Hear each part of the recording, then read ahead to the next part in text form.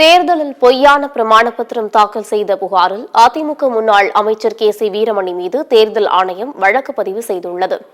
அதிமுக ஆட்சியின் போது வணிக வரி மற்றும் பத்திரப்பதிவுத்துறை அமைச்சராக கே.சி. வீரமணி கடந்த 2021ஆம் ஆண்டு நடைபெற்ற சட்டமன்ற தேர்தலில் திருப்பத்தூர் மாவட்டம் ஜோலார்பேட்டை தொகுதியில் அதிமுக சார்பில் போட்டியிட்டார். இந்த தேர்தலில் கே.சி. வீரமணி 1091 வாக்குகள் வித்தியாசத்தில் திமுக வேட்பாளரிடம் தோல்வியடைந்தார்.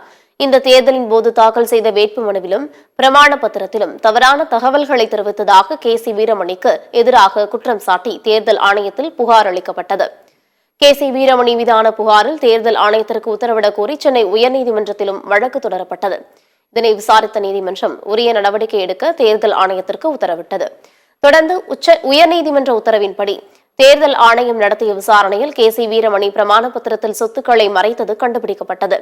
இதையடுத்து திட்டமிட்டு பொய்யான பிரமாண பத்திரத்தை தாக்கல் செய்தல், வேண்டுமென்றே சொத்து விவரங்களை மறைத்தல் உள்ளிட்ட காரணங்களுக்காக மக்கள் பிரதிநிதித்துவ சட்டத்தின்படி முன்னாள் அமைச்சர் கே.சி. வீரமணி மீது தேர்தல் ஆணையம் வழக்கு பதிவு செய்துள்ளது.